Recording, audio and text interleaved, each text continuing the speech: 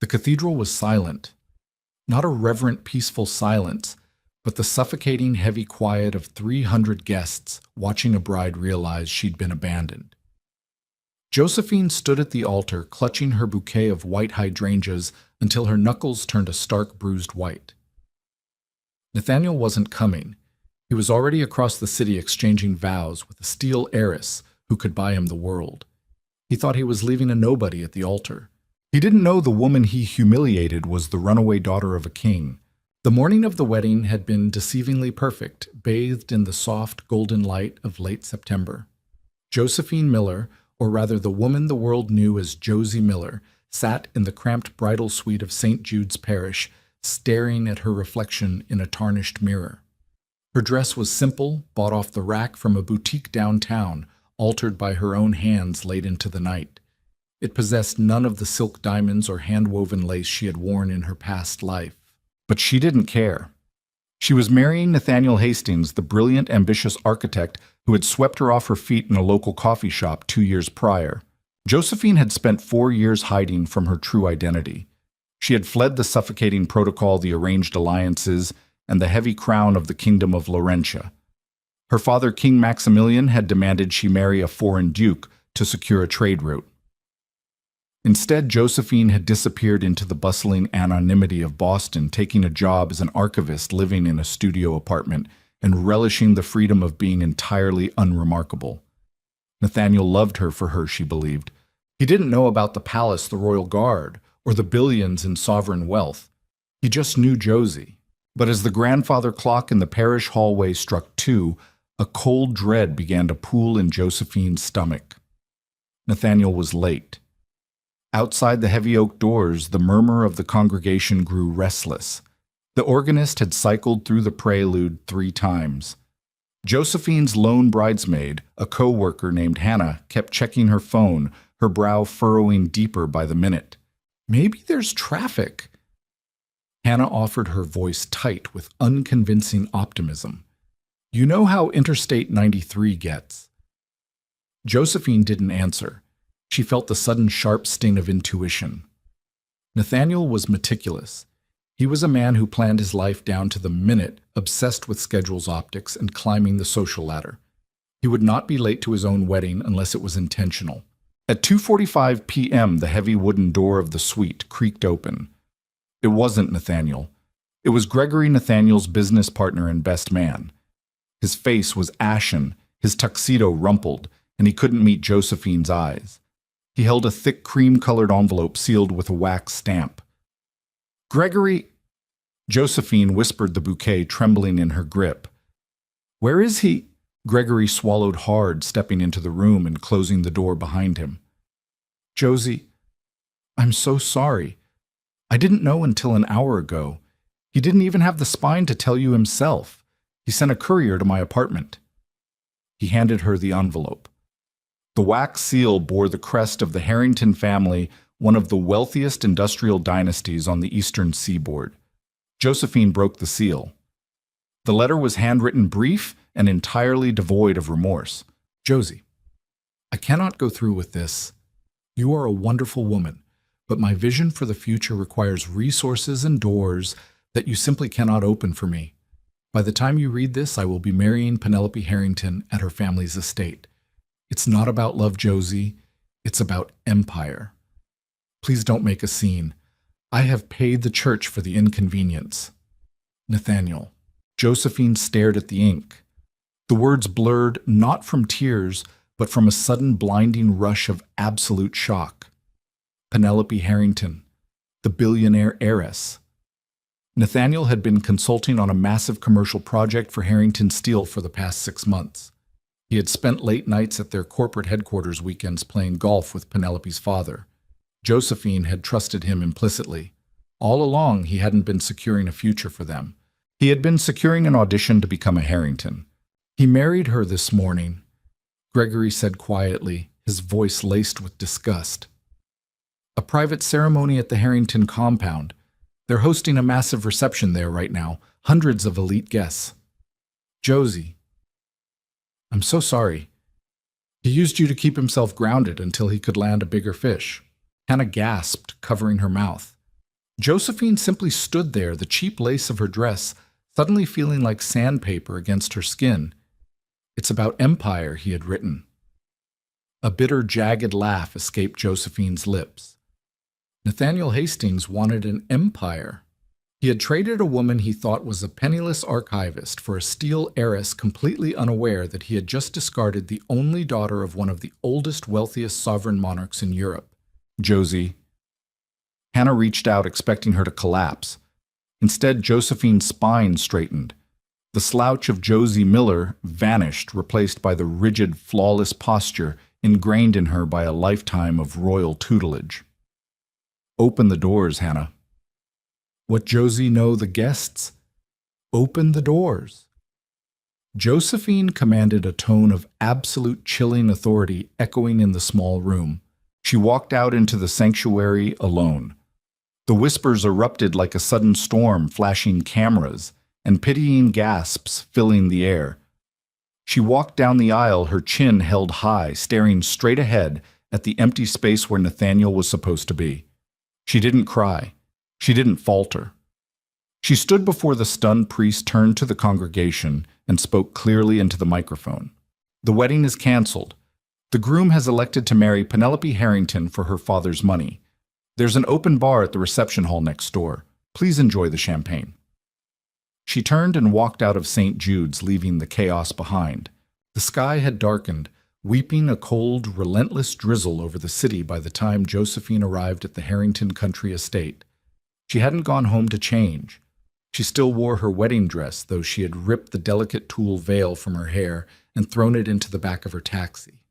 She didn't care how she looked. She needed to look him in the eye. She needed to see the man who had lied to her for 2 years.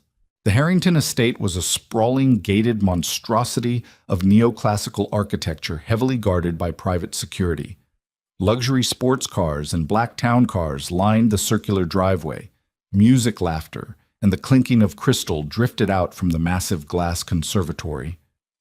When Josephine approached the wrought iron gates, 2 large security guards immediately moved to block her path, their eyes widening at the sight of a soaked woman in a wedding dress.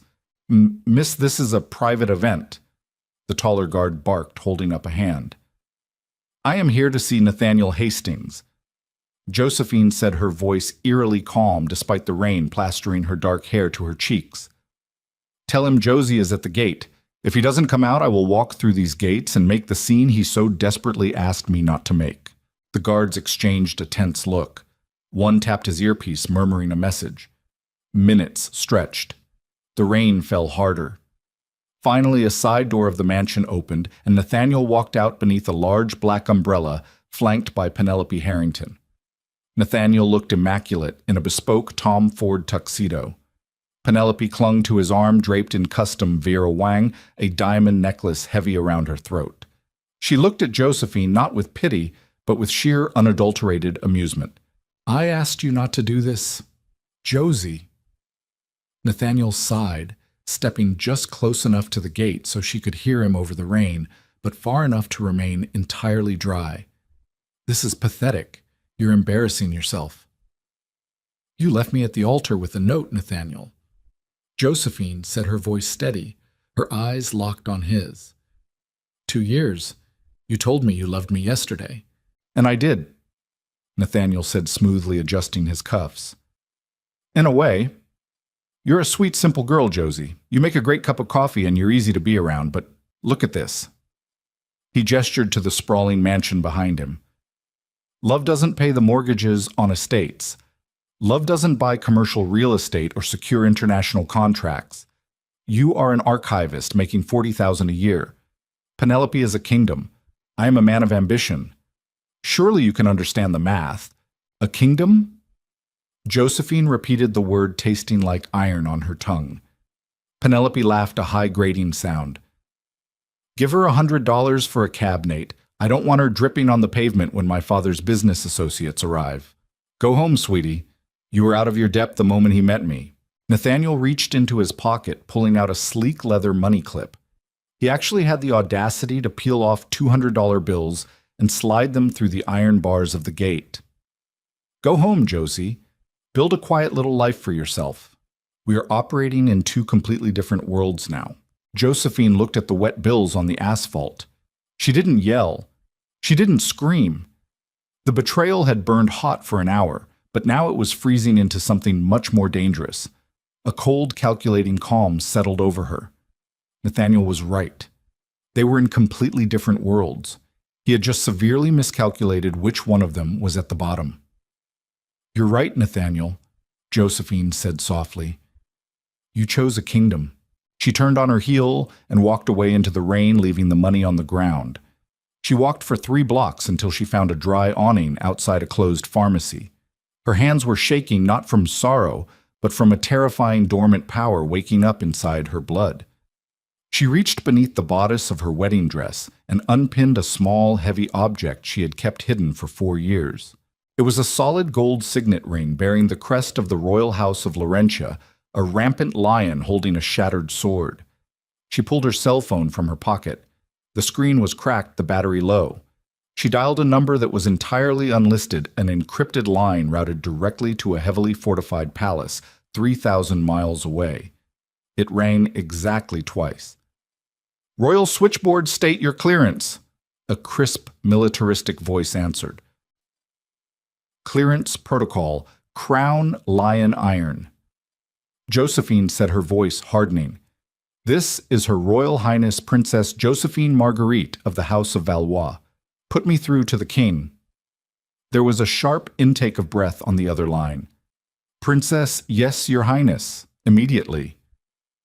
A tense silence followed. Then a deep, gruff voice echoed through the speaker, a voice that commanded millions. "Josephine!" "Hello, father," she said, staring out at the Boston skyline. "Mosam, 4 years." King Maximilian growled, though beneath the anger there was a profound tremor of relief. "My operatives have scoured the globe and you call me from a civilian line. Have you finally tired of playing a peasant?" "I have," Josephine said flatly. "Are you coming home?" "I am, but I require a wedding present first." "You aren't married. The intelligence network would have informed me. I was supposed to be." "He left me at the altar today, father. He chose a local industrialist's daughter because he believed I was poor and she was a kingdom." A terrifying, heavy silence fell over the line. King Maximilian was a man who had authorized drone strikes and crushed economic rebellions. The idea of a commoner humiliating the sole heir to his throne was not a matter of heartbreak. It was an act of war. "What do you need, my daughter?"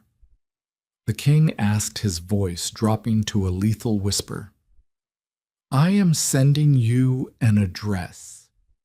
Josephine said, her eyes flashing in the streetlights. "I want the vanguard. I want the Harringtons broken.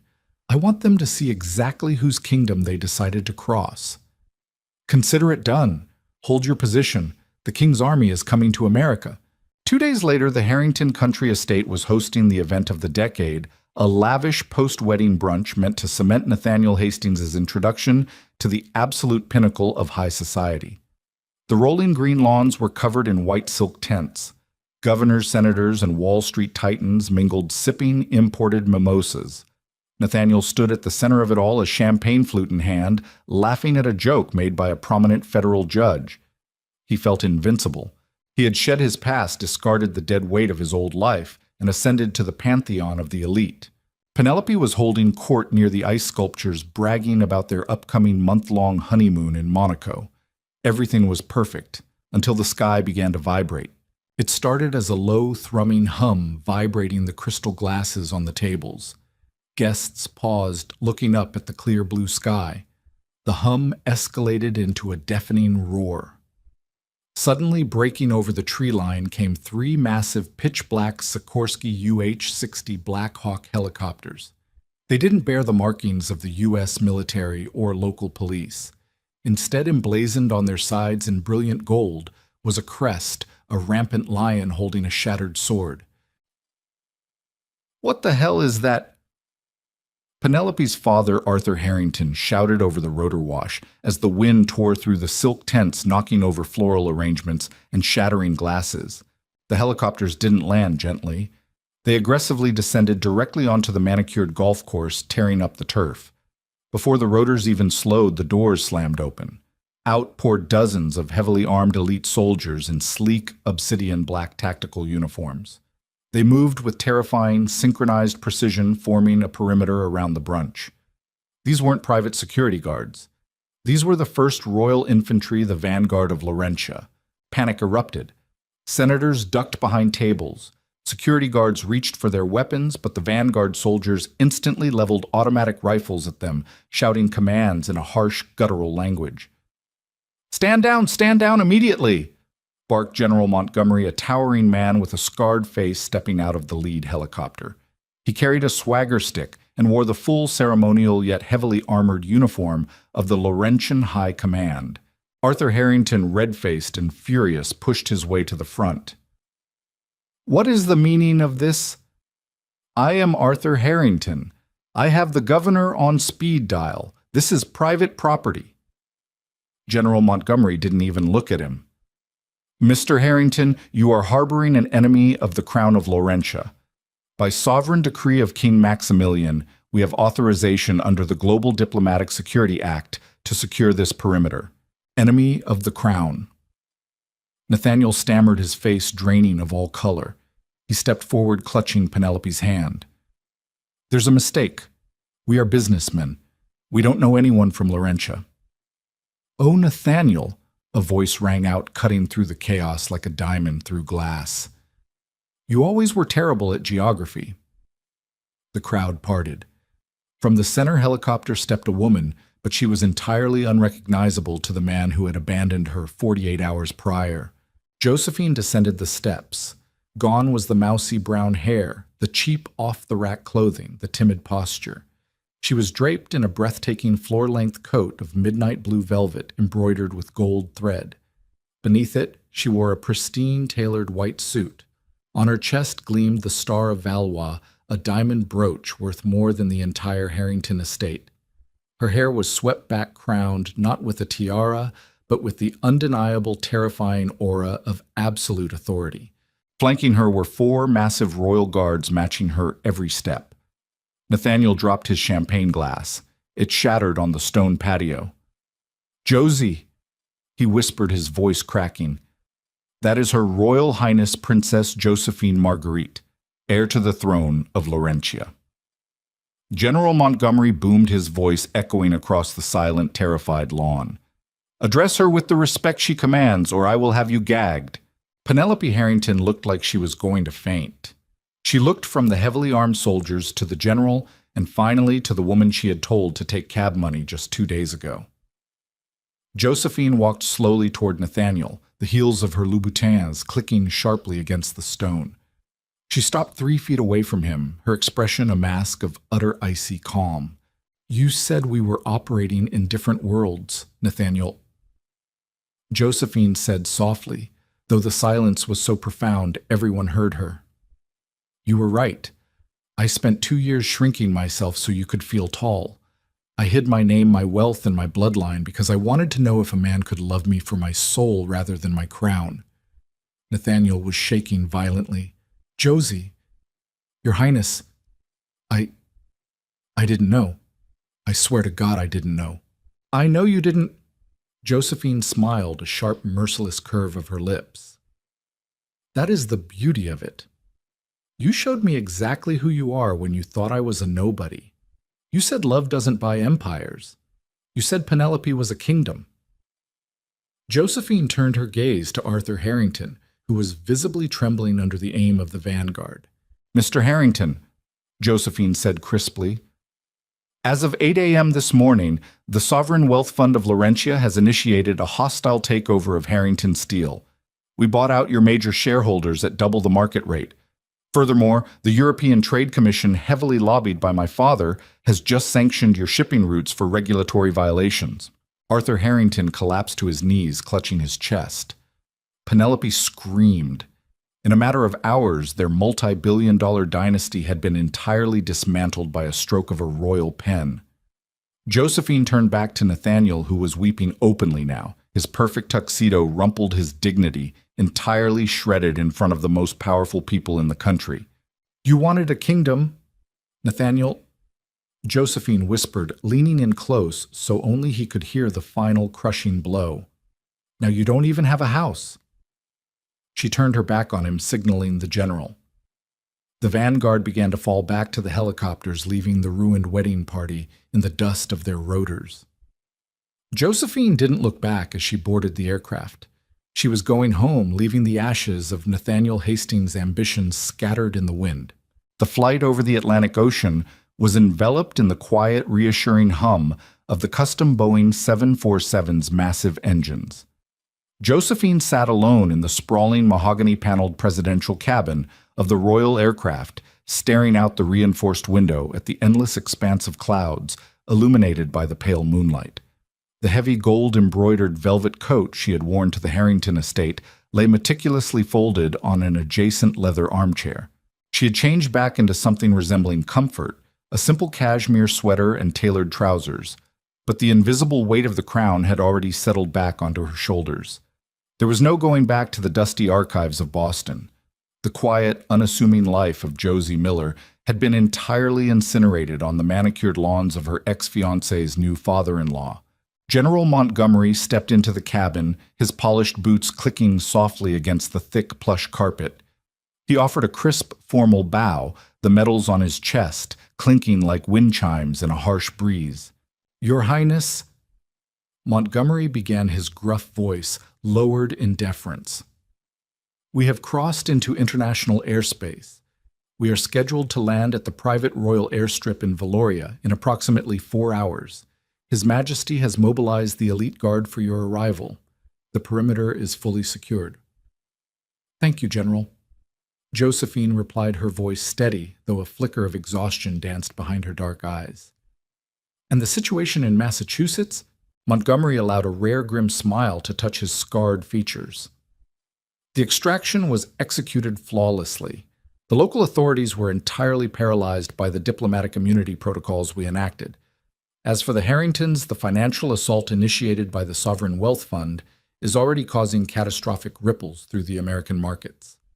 Harrington Steel's shares have plummeted by 47% in after-hours trading. The industrial world is bleeding, and they know exactly whose sword inflicted the wound." "Good," Josephine whispered, turning her gaze back to the window. "Let them bleed." 4 hours later, the royal jet touched down on the private runway nestled within the towering snow-capped peaks surrounding Valoria, the capital city of Laurentia. The dawn was just beginning to break, casting a brilliant frozen glow over the ancient Gothic architecture of the city. As Josephine descended the illuminated steps of the aircraft, the frigid European air hit her lungs like a startling wake-up call. Waiting for her at the base of the tarmac was a fleet of armored, blacked-out luxury SUVs, flanked by 24 members of the Royal Guard standing at rigid attention. But it was the solitary figure standing in front of the lead vehicle that made Josephine's breath catch in her throat. King Maximilian was a man sculpted from stone and sovereign duty. Despite his advancing years, his posture was as straight and unyielding as a forged blade. He wore a heavy wool overcoat draped over his broad shoulders. His silver hair neatly swept back, his piercing gray eyes locked onto his daughter.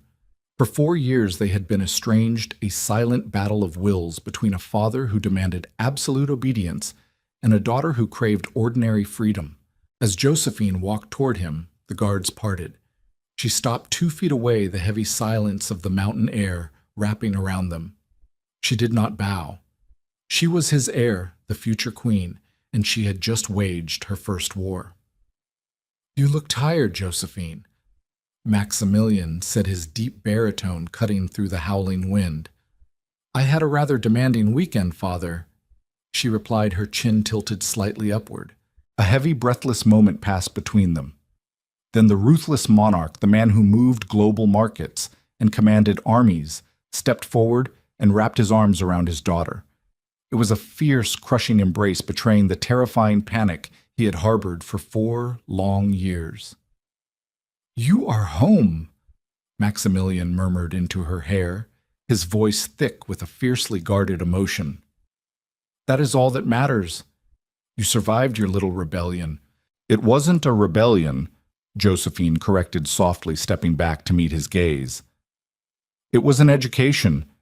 I needed to see the world without the shield of our wealth. I needed to understand what people truly are when they think you have nothing to offer them. Maximilian nodded slowly, a dark, dangerous glint appearing in his eyes. And what did you learn, my daughter? I learned that power is the only universal language. Josephine stated flatly, the image of Nathaniel's sneering face flashing in her mind. And I learned that I am done apologizing for having it. The drive to the royal palace was a blur of flashing sirens and heavily guarded escorts. By the time they arrived at the sprawling, centuries-old fortress of white marble and gilded gates, the global media had already caught wind of the spectacle in Boston. The internet was practically collapsing under the weight of the scandal. Leaked smartphone footage from the Harrington brunch showed the terrifying descent of the Vanguard helicopters and the jaw-dropping transformation of the supposedly destitute bride. Headlines screamed across international news networks in a dozen different languages. Runaway princess destroys American billionaire. The wrath of Laurentia, and from altar to ashes. The architect who betrayed a crown. Josephine's face, both as the plain, heartbroken archivist and the terrifying regal heir, was plastered across every screen on the planet. Inside the cavernous war room of the palace, Maximilian poured 2 glasses of aged cognac, handing one to his daughter. The walls were lined with massive digital displays tracking global stock market satellite feeds and international news networks. The Prime Minister of the United Kingdom has called twice to express his amusement. Maximilian chuckled darkly, taking a slow sip of his drink. And the American President's office reached out to ensure our little financial maneuver won't destabilize their broader economy. I assured them our vengeance is strictly targeted. Josephine looked at the screens, watching the red numbers plummet next to the Harrington steel ticker symbol. They thought they were untouchable, she murmured. They built an empire on arrogance, exploiting the weak, stepping on anyone who didn't possess a pedigree or a massive bank account. And now they are learning the difference between new money and ancient power. Maximilian finished raising his glass in a silent toast. Welcome back to the throne, Josephine. Now let us finish dismantling the vermin you left behind. 3,000 miles away, the Harrington country estate resembled the aftermath of a devastating hurricane. The white silk tents were shredded, the crystal centerpieces shattered, and the manicured golf course deeply scarred by the heavy landing gear of the Laurentian helicopters. But the physical destruction was nothing compared to the apocalyptic atmosphere inside the mansion. Winston Harrington. Penelope's father sat at the head of his massive mahogany dining table, his face buried in his trembling hands. The room was packed with frantic lawyers, terrified accountants, and sweating public relations executives. The air was thick with the foul stench of impending doom. "It's a massacre, sir," the lead accountant stammered, pulling off his glasses to rub his exhausted eyes.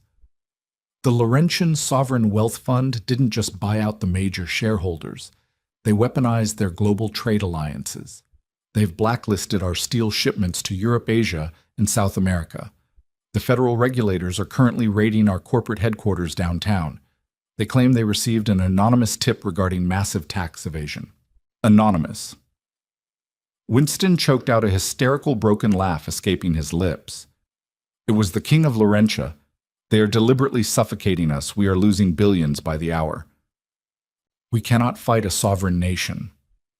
Mr. Harrington, the chief legal counsel, interjected softly. They have diplomatic immunity, unlimited capital, and the backing of the European Union. We are completely outmatched. If we don't file for Chapter 11 bankruptcy, by tomorrow morning, the creditors will seize your personal assets, the estate, the yachts, the offshore accounts, everything. Upstairs, the master bedroom was a war zone of a completely different nature. Penelope Harrington was screaming. She paced the length of the luxurious room, throwing expensive vases, designer shoes, and framed photographs at the walls. Nathaniel stood near the doorway, pale, sweating, and looking like a man who had just been sentenced to the guillotine. "You stupid, arrogant, pathetic parasite!" Penelope shrieked, her voice hoarse from hours of screaming. She picked up a heavy silver hairbrush and hurled it directly at his head. Nathaniel ducked the brush, smashing into the antique mirror behind him, showering the Persian rug with shards of reflective glass. "Penelope, please!" Nathaniel begged, holding his hands up in a desperate, trembling gesture of surrender. "You have to listen to me. I had absolutely no idea. She lied to me. She manipulated me. She told me she was an orphan from the Midwest. She is the heir to a European dynasty, you absolute moron." Penelope screamed, her perfectly manicured hands pulling at her hair. "She is worth more than my entire family, 10 times over, and you dumped her at the altar for me. Do you have any idea what you have done? You brought the wrath of a billionaire king onto my father's head. We are ruined. We are completely ruined because of your pathetic social climbing, Chow. We can fix this." Nathaniel stammered, stepping forward. "I will call her. I will beg for forgiveness. She loved me, Penelope. She really loved me if I just explain." "Explain what?" Penelope interrupted, a vicious, cruel sneer twisting her features. "That you only married me because you thought she was poor, that you are a gold-digging fraud who miscalculated the biggest gold mine on the planet." "You are a joke, Nathaniel. You are a laughingstock. The entire world is watching footage of you weeping on my patio while she looked at you like you were a cockroach." Penelope marched over to the massive walk-in closet and began violently hurling Nathaniel's bespoke suits out into the hallway. "Get out!" she roared. "Get out of my house! Get out of my life! I'm filing for an annulment first thing in the morning. I never want to see your pathetic scheming face again." Nathaniel stood paralyzed. The empire he had sacrificed everything to build was evaporating before his very eyes. The wealth, the prestige, the elite status, all of it was turning into ash, slipping through his fingers like dry sand. "Penelope, you're my wife," he whispered weakly. "I am a casualty of your stupidity." She spat, slamming the heavy bedroom door perfectly in his face. The click of the lock echoed in the silent hallway, sounding suspiciously like the closing of a coffin. Nathaniel stumbled out of the Harrington estate an hour later, carrying a single leather duffel bag. It was raining again, a cold, miserable downpour that chilled him to the bone. He didn't have his luxury car. Penelope had demanded the keys, citing it as company property. He was forced to walk 2 miles to the main road just to hail a passing cab. He checked into a cheap, miserable motel on the outskirts of the city, the neon sign buzzing obnoxiously outside his grimy window. His cell phone had been ringing nonstop for hours. It wasn't his friends calling to offer support. It was his architectural firm.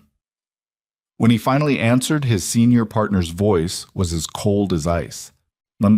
"Nathaniel, you are officially terminated from the firm, effective immediately," the partner said sharply.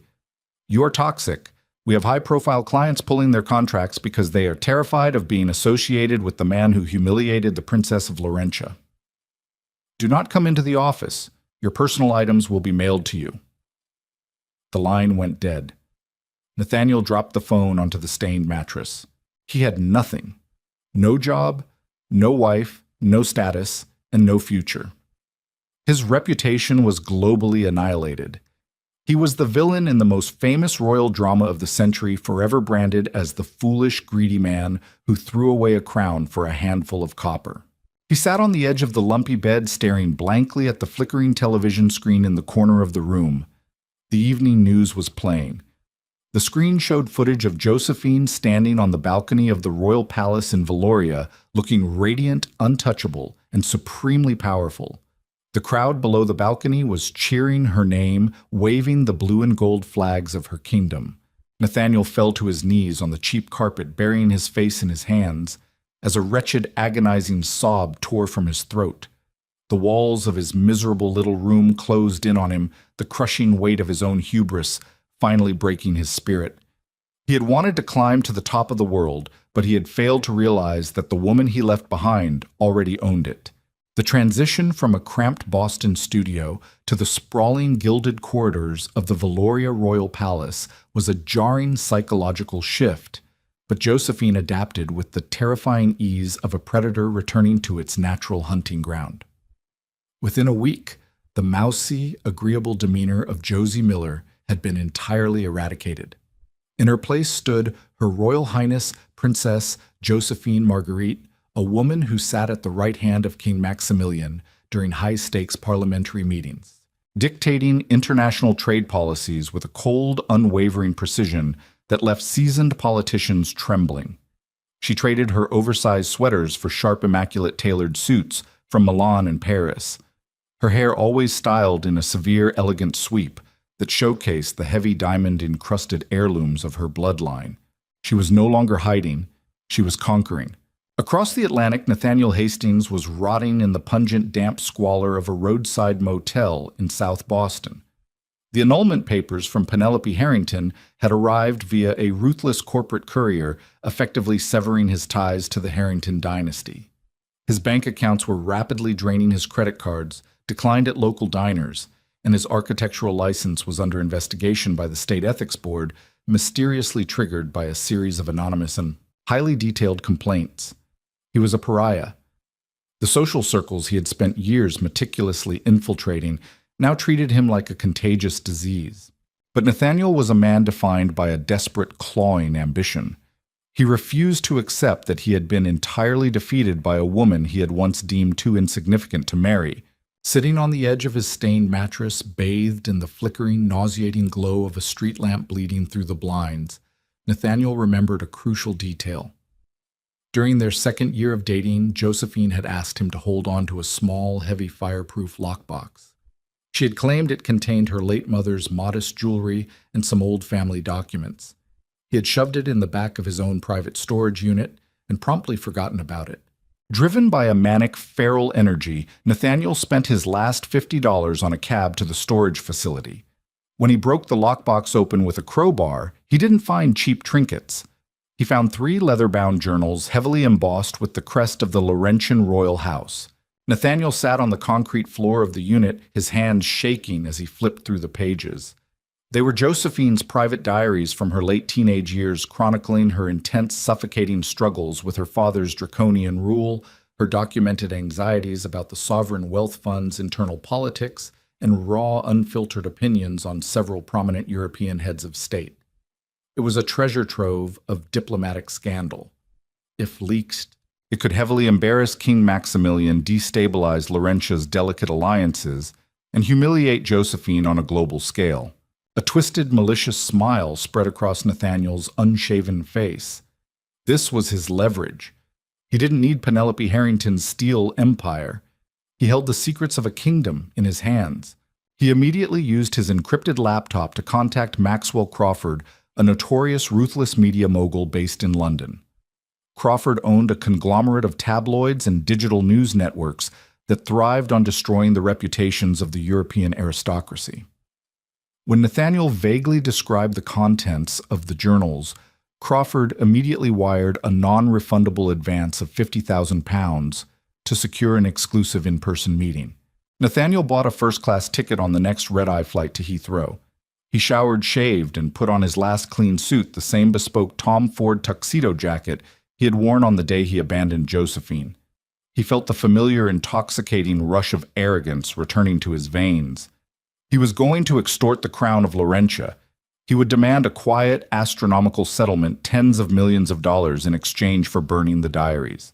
He would rebuild his life in a tropical tax haven far away from the Harrington family and the wrath of King Maximilian. The meeting was set for a private VIP room at an exclusive members-only club in the heart of Mayfair, London. Nathaniel arrived 30 minutes early, ordering a $200 glass of scotch, savoring the taste of high society he had been starved of for weeks. He placed the heavy leather-bound journals on the polished mahogany table, tapping his fingers in erratic, excited rhythms. At exactly 9 p.m., the heavy oak doors of the private dining room swung open. But it wasn't Maxwell Crawford who walked through the threshold. It was General Montgomery dressed in a sharp civilian suit, but projecting the unmistakable lethal aura of a military executioner. Flanking him were 4 towering operatives of the Laurentian Intelligence Division blocking the exit. Nathaniel's blood ran colder than the ice in his glass. He jumped to his feet, knocking the heavy crystal tumbler over. The scotch spilled across the mahogany, soaking into the edges of the journals. Where is Crawford? Nathaniel demanded, his voice cracking violently in panic. I am in a public building. You cannot touch me here. General Montgomery calmly walked to the table, pulling out a chair and sitting down directly across from the terrified architect. Mr. Crawford sends his deepest apologies, Montgomery said, his gravelly voice dripping with mocking politeness. However, when he realized you were attempting to peddle the stolen private property of the future Queen of Laurentia, he decided it was far more profitable to alert the crown. His Majesty King Maximilian has granted Mr. Crawford an exclusive, highly lucrative interview with the royal family next month, a small token of our appreciation for his loyalty. Nathaniel stumbled backward, his back hitting the velvet wallpaper. No, this is extortion. Those are my property. They were left in my care. You abandoned your right to anything belonging to Her Highness the moment you left her at the altar. Mr. Hastings. Montgomery replied, picking up the damp journals and handing them to an operative. You are an incredibly slow learner. You attempted to blackmail a sovereign nation with the scribblings of an angsty teenager. Did you truly believe Her Highness would leave actionable state secrets in a storage unit in Massachusetts? Montgomery stood up, adjusting his cuffs, towering over the trembling, broken man. Her Highness requested that I bring you to her. The general continued smoothly. She is hosting a gala in Valoria tomorrow evening. She wants you to attend. I strongly suggest you do not decline the invitation, Nathaniel. The flight is already arranged. The grand ballroom of the Valoria Royal Palace was a breathtaking testament to centuries of unchallenged wealth and absolute power. Giant crystal chandeliers older than the United States itself cast a brilliant fractured light over a sea of international diplomats, tech billionaires, and European royalty. A symphony orchestra played softly from a gilded balcony while liveried servants circulated with trays of vintage champagne and caviar. It was a world of unimaginable opulence, and Nathaniel Hastings was dragged into the center of it through a concealed servants' corridor flanked by 2 heavily armed guards. He was not dressed for a gala. The guards had not allowed him to change out of his travel-worn, rumpled suit. He looked exactly like what he was, a desperate, defeated interloper dragged out of the gutter and thrown into a palace. The guards shoved him into a private, soundproofed antechamber overlooking the main ballroom through one-way glass. Nathaniel stumbled, catching himself on a velvet chaise lounge. The room was dark, save for the ambient light spilling from the grand party outside. Stand up, Nathaniel. Stop groveling. The voice sliced through the darkness like a polished guillotine blade. Josephine stepped out of the shadows. Nathaniel physically recoiled, gasping for air. If she had looked terrifying in Boston, she was entirely paralyzing now. She wore a sweeping blood-red evening gown spun from silk and metallic threads that caught the dim light like liquid fire. Around her neck rested a collar of flawless rubies, and resting in her dark hair was a delicate yet blindingly bright diamond tiara. She was not the girl who had brought him coffee in the mornings. She was a monarch in waiting, an apex predator draped in diamonds. Josie. Nathaniel choked out, falling to his knees on the marble floor. The arrogance that had fueled him in London had evaporated, replaced by a raw, suffocating terror. Please, I am begging you. I have nothing left. I am completely destroyed. You attempted to sell my private thoughts to a tabloid, Nathaniel. Josephine said, her voice eerily calm, pacing slowly around him. You stole my diaries, hoping to find a weakness, hoping to humiliate my family in front of the entire world simply because you were angry that your own pathetic, greedy choices ruined your life. I was desperate, he wept, covering his face. I have no money, I have no career. The Harringtons destroyed everything. The Harringtons did nothing, Josephine corrected softly, stopping right in front of him. I did. I orchestrated the buyout. I directed the tax audits. I instructed Penelope to sever ties. Did you honestly think that arrogant, spoiled heiress suddenly developed a moral compass on her own? I gave her a choice: annul the marriage and cast you into the street, or watch her family's entire legacy burn to the ground in a week. She chose her kingdom over you, Nathaniel, just as you chose her over me. Nathaniel looked up, his eyes bloodshot and wide with sheer, unadulterated horror. Josephine had not merely reacted to his betrayal, she had orchestrated his absolute microscopic destruction from a continent away. "You controlled her," he whispered, his mind fracturing under the weight of the revelation. "I control a great many things," Josephine said, gesturing gracefully to the one-way glass overlooking the ballroom. "Look out there, Nathaniel. Tell me what you see." Trembling, Nathaniel pulled himself up and looked through the glass. He saw the richest, most powerful men and women on the planet laughing, drinking, and maneuvering for influence. "I see the elite," Nathaniel mumbled. "You see my guests?" Josephine corrected coldly. "You see people who require my permission to trade, to expand, to exist in the highest echelons of global power. For 2 years you lectured me about ambition. You told me I was small. You told me I didn't understand how the world truly worked. You said you needed to marry Penelope because she could open doors for you." She stepped closer, the scent of expensive custom perfume washing over him, suffocating him. "I don't open doors, Nathaniel. I own the building. I own the ground it sits on, and I own the locks." Josephine snapped her fingers. The heavy wooden doors of the antechamber opened, and 2 guards stepped in. "I brought you here so you could look through the glass at the world you desperately wanted to rule, and realize that you threw away the key," Josephine whispered, her voice dropping to a freezing absolute zero. "You are not going to prison. Prisons are for people who matter. You're going to be placed on a commercial flight back to Boston.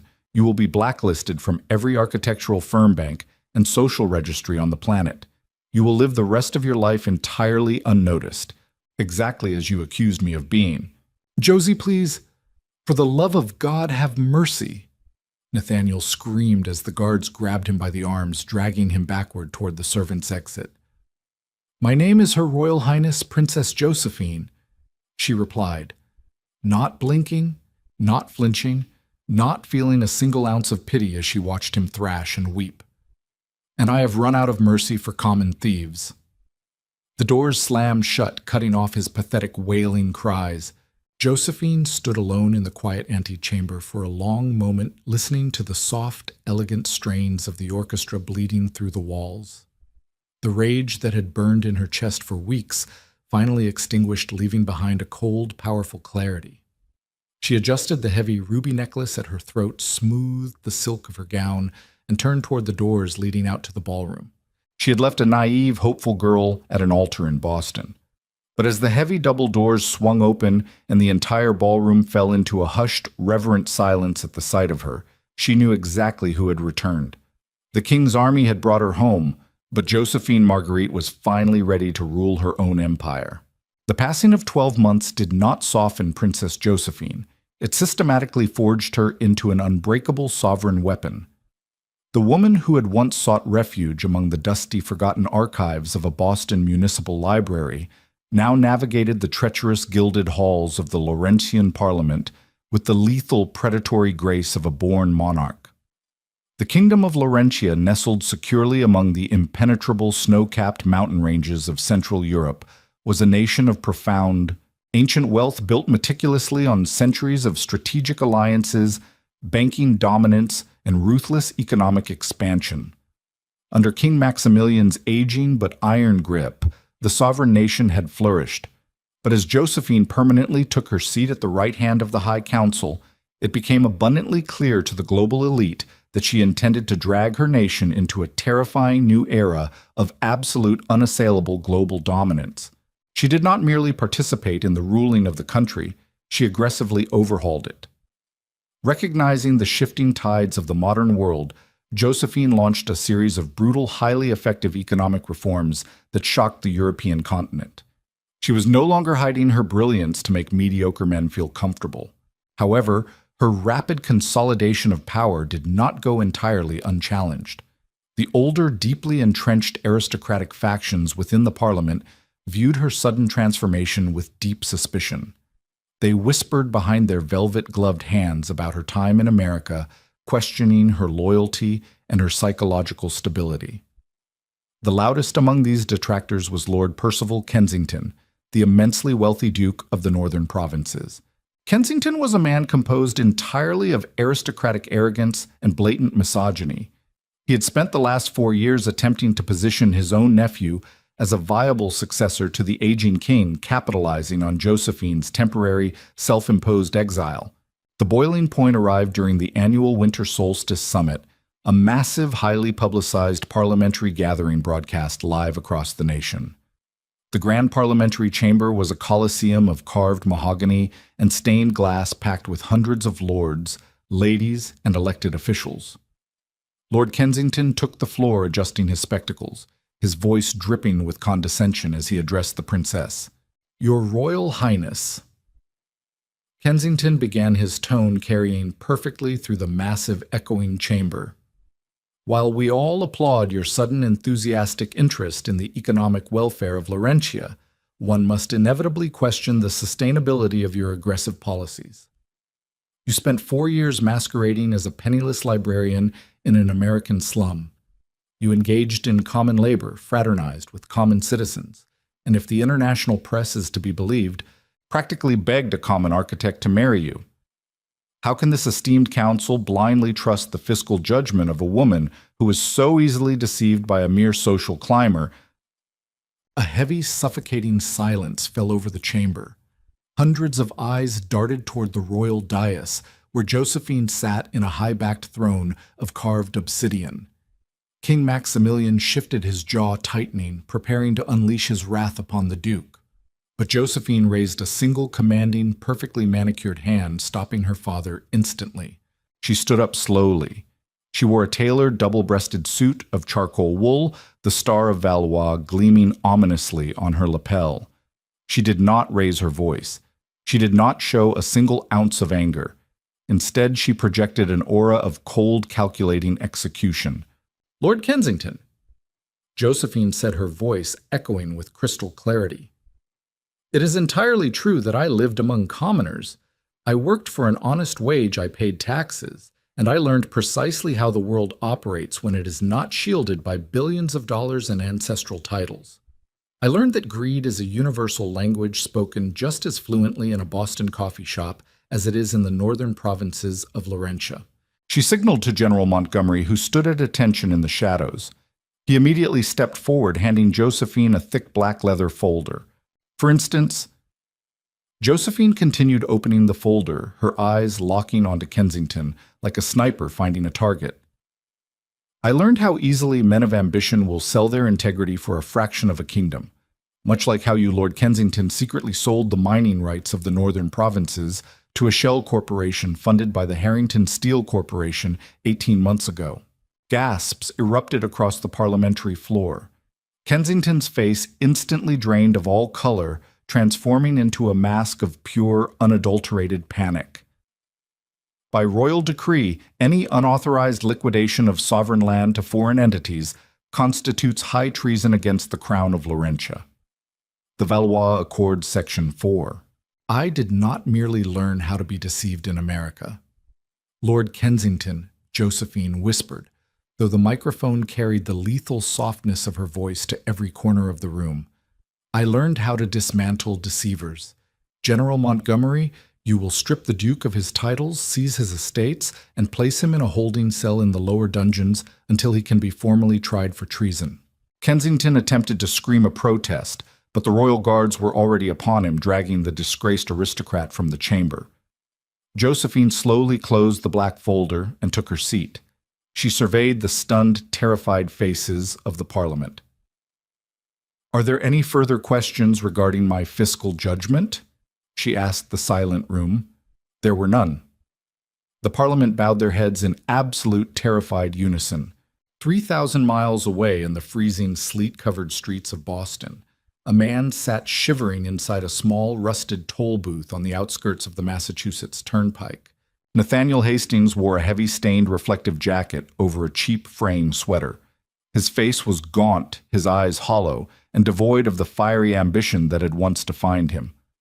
Following his disastrous, humiliating return from London, the absolute reality of Josephine's curse had set in. He was entirely blacklisted. No architectural firm would hire him. No bank would grant him a loan. Penelope Harrington had successfully secured her annulment, leaving him with absolutely nothing but mounting legal debts and a globally shattered reputation. He had been evicted from his apartment, forced to take a minimum wage job collecting coins from passing motorists just to afford a miserable, unheated studio in a dangerous neighborhood. As the wind howled, rattling the glass of the toll booth, a sleek black luxury town car pulled up to his window. Nathaniel mechanically reached out a freezing, cracked hand to accept the toll fare. The passenger in the back seat was reading a newspaper. Nathaniel glanced down, and his breath completely stopped in his throat. Staring back at him from the front page of the Global Financial Times was a massive high-definition photograph of Princess Josephine. She looked breathtaking, powerful, and entirely untouchable, standing victorious in the Laurentian Parliament. The headline read in bold, unforgiving ink, "The Iron Princess: How Josephine Valois Became the Most Powerful Woman in Europe." The driver honked the horn aggressively, snatching the receipt from Nathaniel's trembling fingers and speeding away into the dark, freezing night. Nathaniel was left alone in the cold, staring at the empty highway, entirely consumed by the agonizing, suffocating knowledge that he had once held the universe in his hands, only to throw it away for a handful of dirt. 3 years passed. The world changed. Empires shifted. But the kingdom of Laurentia remained an immovable, unyielding fortress of prosperity and absolute power under the co-rulership of King Maximilian and Princess Josephine. However, even the most legendary monarchs must eventually bow to the relentless, undefeated march of time. In the late autumn of Josephine's 31st year, King Maximilian's health began to rapidly and irreversibly decline. He did not pass away in a state of tragedy or despair, but rather with the quiet, dignified satisfaction of a sovereign who knew his legacy was secure. On a quiet, snowy Tuesday morning, surrounded by his most trusted generals and his only daughter, the formidable king of Laurentia breathed his last breath, transferring the unimaginably heavy burden of the crown entirely to Josephine. The nation plunged into a deep, respectful period of mourning for 30 days. But a kingdom cannot survive without a ruler, and the machinery of state demanded a coronation. The Cathedral of St. Stephen in Valoria was a masterpiece of ancient Gothic architecture, a soaring, cavernous sanctuary constructed of white marble vaulted ceilings and massive, intricate stained glass windows that depicted the triumphant history of the Laurentian bloodline. It was a place designed to make human beings feel incredibly small and to make the monarchy appear entirely divine. As Josephine stood in the private, incense-heavy antechamber at the back of the cathedral preparing for the ceremony, her mind briefly, fleetingly drifted to another church a lifetime ago. She remembered the cramped, dusty bridal suite of St. Jude's Parish in Boston. She remembered the cheap lace of her off-the-rack wedding dress, the wilted bouquet of hydrangeas, and the suffocating, humiliating agony of realizing she had been discarded by a man she loved. She looked at her reflection in the towering gold-leafed mirror of the antechamber. She was not wearing cheap lace today. Josephine was draped in the coronation mantle, a heavy, breathtakingly massive cape of midnight blue velvet, lined with pure white ermine fur, and embroidered with thousands of flawless, crushed diamonds that caught the candlelight like a galaxy of stars. Beneath the mantle, she wore a structured gown of heavy white silk, representing the absolute purity and unyielding strength of her devotion to her country. General Montgomery, his chest now bearing the highest honors of the realm, stepped into the room and offered a deep, reverent bow. "Your Majesty," he murmured, using the title for the very first time. "The Archbishop is ready. The world is watching." "Thank you, General." Josephine replied softly, her voice steady, devoid of fear or hesitation. The heavy ancient oak doors of the cathedral swung open, and a grand thunderous symphony erupted from the massive pipe organ, shaking the very foundations of the building. Josephine began her long, slow walk down the central aisle. The cathedral was packed with thousands of guests. But these were not the pitying, gossiping co-workers and minor socialites who had attended her failed wedding. These were kings, queens, prime ministers, and presidents from every corner of the globe. They stood in absolute breathless reverence as she passed. She did not walk with the timid, hopeful steps of a bride. She walked with the measured, terrifying, and awe-inspiring cadence of an absolute ruler ascending to her rightful throne. When she reached the high altar, she knelt before the Archbishop of Laurentia. The ancient, heavy silence of the cathedral wrapped around her as he spoke the sacred centuries-old vows of the sovereign. Psalm, do you, Josephine Marguerite of the House of Valois, swear to protect the realm, to govern with justice and unyielding strength, and to dedicate your life, your blood, and your spirit entirely to the kingdom of Laurentia? The archbishop intoned his voice, echoing through the massive stone vaults. Josephine raised her head, looking out over the sea of powerful faces, and then looked up at the stunning light-filled stained glass above the altar. She thought of the heartbreak, the betrayal, the freezing rain in Boston, and the agonizing, beautiful journey that had led her back to herself. She did not need a man to build an empire. She was the empire. I swear it, Josephine said, her voice ringing out clear, powerful, and absolutely unbroken. The archbishop lifted the ancient crown of Valois, a heavy, magnificent ring of solid gold, embedded with massive sapphires and flawless diamonds, and placed it gently, firmly upon her head. I present unto you your undisputed sovereign, the archbishop cried out, raising his hands. Queen Josephine of Laurentia, long live the queen! The cathedral erupted. Thousands of voices shouted in unison, a deafening, triumphant roar that shook the glass and echoed out into the snowy mountains. Outside the cathedral, the massive cannons of the Royal Artillery fired a booming, earth-shattering 21-gun salute, and the elite Vanguard helicopters flew in a synchronized, perfectly executed formation over the capital city, trailing ribbons of blue and gold smoke across the winter sky. Queen Josephine turned to face her people, the heavy crown resting perfectly on her head.